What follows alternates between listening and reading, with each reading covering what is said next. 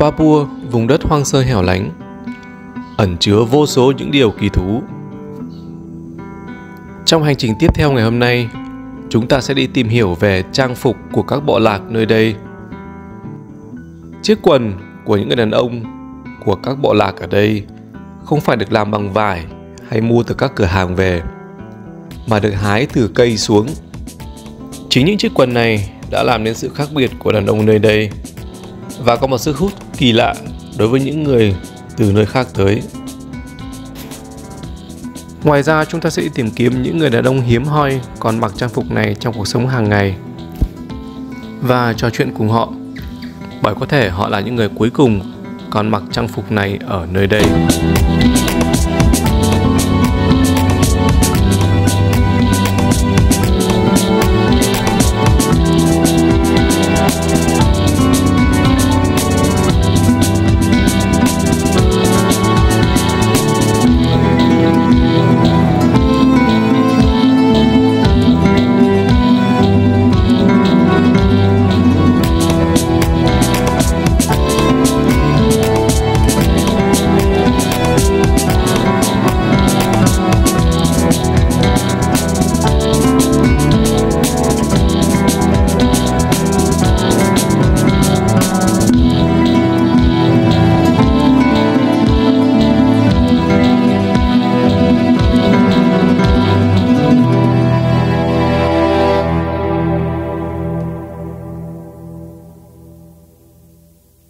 Và bây giờ mình đang đứng với một vài người đàn ông của bộ lạc này, và các bạn có thể thấy rõ cái sự đặc biệt trong trang phục của người dân ở đây, rất là của đàn ông. Trang phục của đàn ông nơi đây làm từ một loại quả. Trang phục này được gọi là koteka. Đây là một loại quả giống quả bầu. Sau khi đã để khô thì họ sẽ lấy hết ruột của quả bầu này ra, sau đó sử dụng như một loại trang phục để che cái phần kín của mình. Koteka có nhiều kích thước và hình dạng khác nhau, dài, ngoằn nghèo, nhỏ hoặc to, phụ thuộc vào sở thích của người sử dụng và thói quen của từng bộ lạc. Ngoài ra, nó không phụ thuộc vào kích cỡ của bất kỳ một thứ gì khác. Việc mặc trang phục koteka này cũng rất đơn giản. Chiếc ống này sẽ được cắt một đầu, rồi người đàn ông sẽ cho cái phần kín của mình vào, rồi buộc một sợi dây ngang hông để giữ cho chiếc koteka này không bị tuột xuống. Ngoài chức năng như quần áo là để che bộ phận kín, koteka còn là dấu hiệu thể hiện cái địa vị xã hội của người sử dụng, niềm kiêu hãnh của người đàn ông đó và thậm chí cả cái sức kiên cường của anh ta. Mỗi người đàn ông ở Papua có thể có vài ba chiếc koteka. Chiếc ngắn có thể dùng để làm việc và để dùng trong sinh hoạt hàng ngày. Có những chiếc dài, to và được trang trí lộng lẫy, được dùng cho các dịp lễ hội. Họ chỉ cởi koteka khi thực hiện những công việc cần thiết. Thông thường, các bé trai của các bộ lạc ở Papua bắt đầu mặc koteka từ lúc 4 đến 5 tuổi. What is the purpose of using koteka? Why do they use koteka? Kenapa pakai koteka? Ini kan baju adat dari dulu punya toh. Yeah. Waktu belum ada pakaian toh. Yeah. Yeah. This is because before this they don't have the clothes like this. Yeah. This is their like local product for them because they don't have like product like us. I see. Yeah. Việc sử dụng cái trang phục này cũng có nguyên nhân của nó. Ngày xưa thì người bộ lạc đây không có quần áo, do vậy mà họ chỉ còn cách sử dụng cái này để che cái phần nhạy cảm của mình thôi.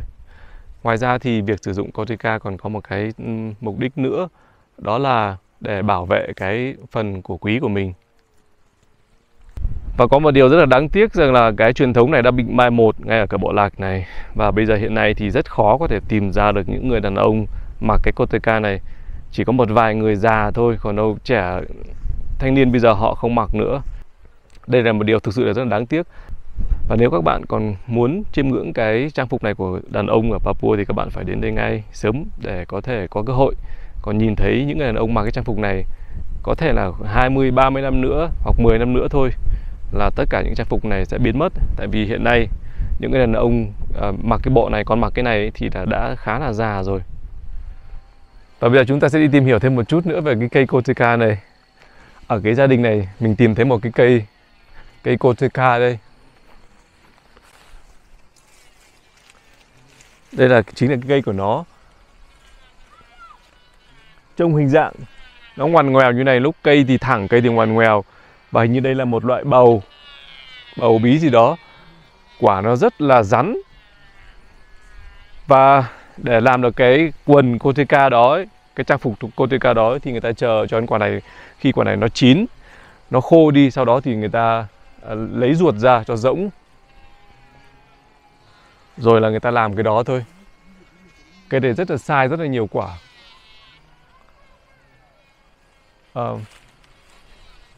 Và cái cây này cũng là một cái loại thức ăn, một loại rau thức ăn rất phổ biến ở đây. Người dân ở đây, người bộ lạc ở Papua này ăn rất là nhiều cái loại cây này, rất nhiều chức năng.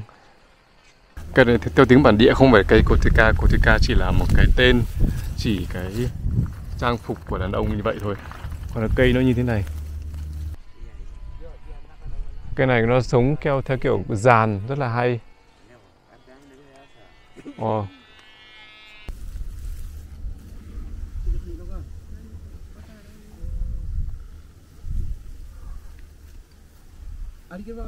Còn đây là cái quả Coteca, trang phục của đàn ông. Khi được sấy khô, quả này già thì trông nó rất là dài.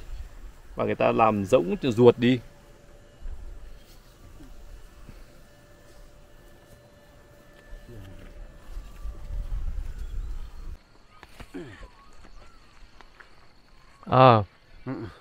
This for me? Yeah. Anh chủ nhà này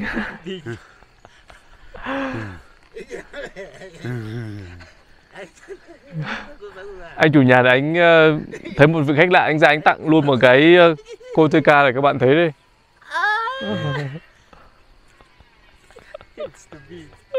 It's too big. Okay. Thank you very much. Yeah. Terima kasih. Yeah. Terima kasih. Terima kasih. And maybe can you show me how to use the Coteca? Om bisa kasih tunjuk cara pakainya Coteca-nya. Tunjuk cara saya. Like this. Like this. And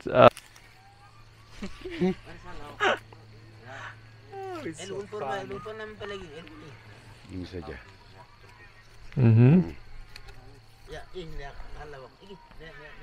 Bắt đầu phải buộc cái đầu của cái Coteca này lại, sau đó thì là cái phần dưới mới chùm lên những cái gì cần chùm.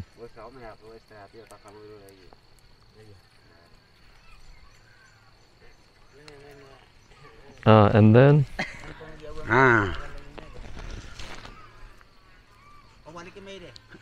ada laksan. Udah. Makan kasih kue kemarin hanya melok.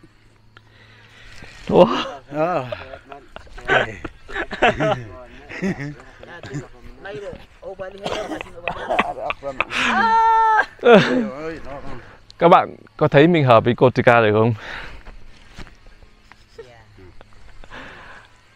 Dù gì thì đây cũng là một cái kỷ niệm rất là vui và là một của quý mình phải giữ khi về đến nhà. Tại vì đây không chỉ là một cái gì đó rất là đặc trưng của người dân bản địa ở Papua này, mà là một cái truyền thống có thể đang bị mai một đi và sau này có thể không còn nữa. Do vậy mà đây thực sự là một cái của quý, mình phải giữ rất là cẩn thận khi mang về nhà. Terima kasih. Terima kasih. Và bây giờ mình nảy ra một ý kiến như thế này rất là thú vị. Trong số các bạn nam khán giả của mình, đố bạn nào dám dùng cái Coteca này trong vòng 5 phút ở một thành phố lớn, ở trung tâm, ví dụ như vậy. Nếu mà bạn nào dũng cảm mà làm được việc đó ấy, thì mình sẽ có một phần thưởng rất là lớn, rất là lớn. Có gì các bạn hãy để dưới phần bình luận cho mình biết.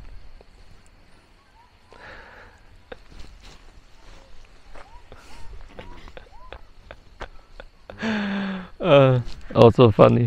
Thank you so much. Và đây là anh chủ nhà rất thân thiện vừa tặng cho mình cái Coteca này. Lý do rất là đơn giản, anh cảm thấy là mến Anh quý thì anh tặng thôi, tại vì là mấy hôm nay đi lại ở đây rất là nhiều và anh đã gặp mấy lần ở kia rồi. Mình cũng cho một chút thuốc lá rồi cho cà phê. Do vậy mà anh muốn trả công cái món quà đó, nên là anh muốn tặng mình cái Kotecha này về làm kỷ niệm. Đây là cái Kotecha của anh ấy, anh bây giờ không dùng nữa để tặng mình. Okay. Terima kasih. Terima kasih.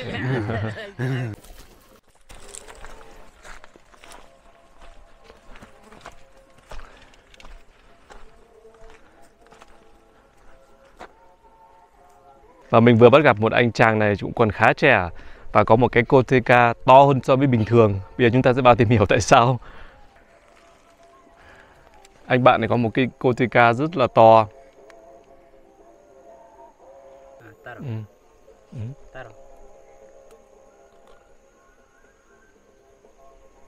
Và các bạn vừa tìm hiểu thêm một công dụng nữa của cái Kotecha. Đàn ông ở đây người ta sử dụng cái Kotecha to như này là để dự trữ đồ nữa, ví dụ như thuốc lá hoặc một vài cái vận dụng nhỏ nhỏ để dùng khi đi đồng hoặc là đi đâu đó, đi công việc hàng ngày. Nếu mà các bạn thắc mắc là cái lỗ của cái Kotecha này nó xuyên thẳng xuống cái chỗ kia thì cũng không hẳn là đúng, tại vì là bên trong này người ta sẽ lót một cái lớp lá hoặc lớp ni lông ở dưới, sau đó thì là mới cho cái đồ vật vào bên trong, do vậy mà an toàn tuyệt đối. Và bây giờ mình xin mời các bạn vào bên trong để tham quan cái phần nội thất.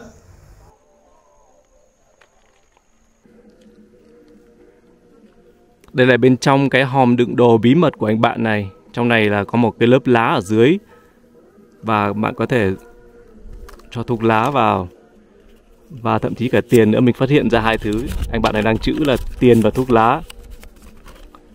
Mình trả lại anh ấy.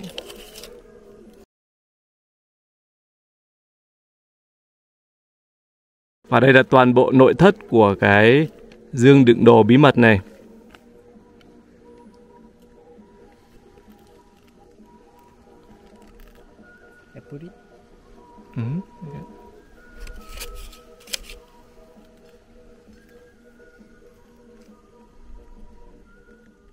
Và mình vừa phát hiện ra ở trên kia, phát hiện ra một người đàn ông đang mặc Kotecha. Đây là một điều rất là hiếm, tại vì cái Kotecha hiện nay bây giờ đang mai một đi rồi.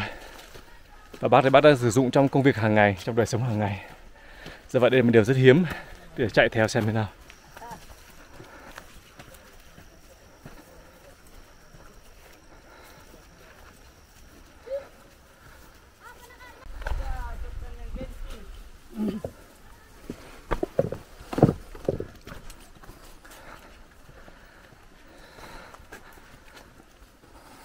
Và đây là cái chú mà mình vừa tìm được trên đường. Đây là một cái điều rất là hiếm ở đây, tại vì là hiện nay cả cái ngôi làng này chỉ còn 2-3 người còn sử dụng cái Kotecha này trong cuộc sống hàng ngày thôi.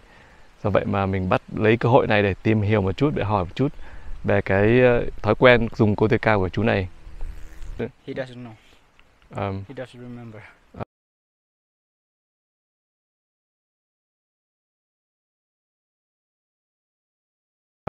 He doesn't remember. Yeah. Các bạn hãy chiêm ngưỡng. Và chú này cũng là một chiến binh, đã từng tham gia rất nhiều trận chiến. Và bây giờ chú ấy vừa vào trang điểm một chút cho chúng ta xem cái trang phục truyền thống của một người đàn ông, của một chiến binh của bộ lạc ở Papua này. This is made of From the beard. From the bird. The bird, the peacock. Kasuari bird. Kasuari bird.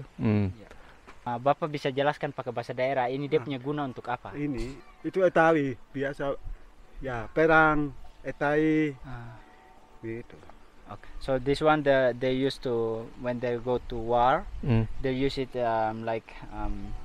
in the left hand, and when they getting war, the arrow come and they use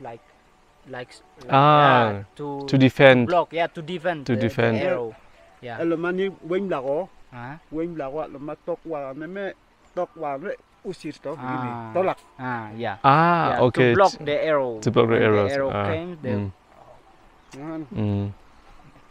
Inoan. Toy nolak. Inolak kiri. Yeah. So this one they used to to attack, and this one they use it to defend. Ok. Và đây là một cái đồ vật, như các bạn thấy đây là một cái đồ vật làm từ lông của con chim tên là Casuari. Nó như là một cái lá chắn mà những người chiến binh sử dụng trong chiến tranh để chống lại những cái mũi tên của kẻ thù. Còn đây là cái giáo rất là dài, họ dùng để tấn công kẻ thù. Và các bạn chiêm ngưỡng một chiến binh của bộ lạc Papua ở thung lũng Ba Lem này. Một người vẫn còn sử dụng các trang phục rất là truyền thống.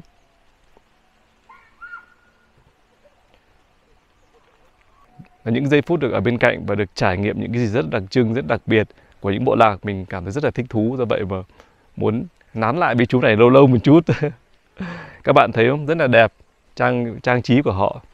Rồi là tất cả những cái đồ dùng họ dùng trong chiến tranh, dùng trong cuộc sống hàng ngày.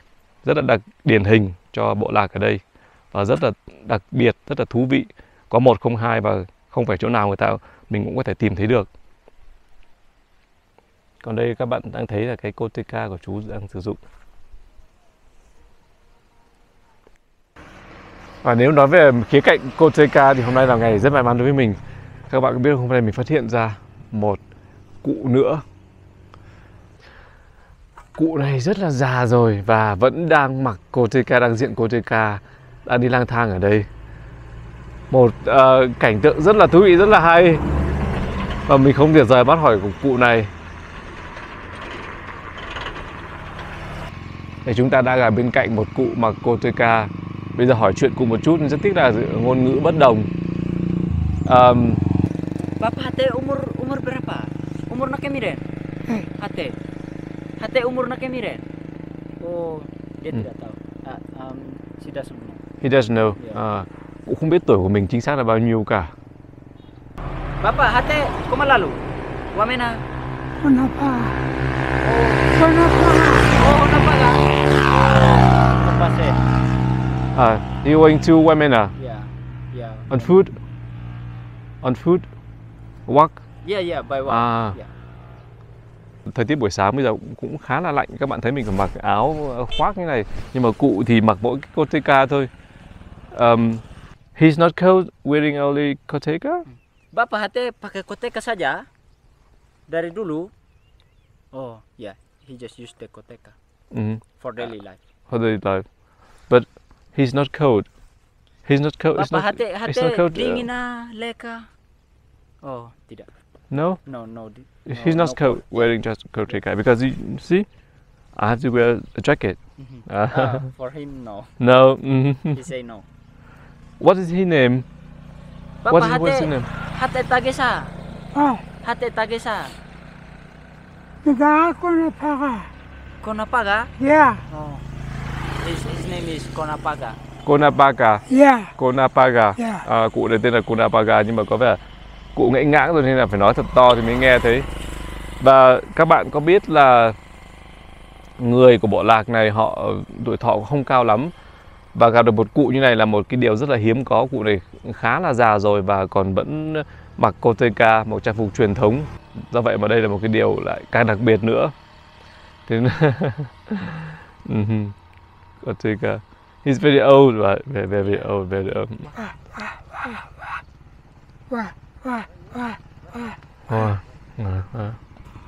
Wow. Tiếng của người thổ dân ở đây là nghĩa là cảm ơn.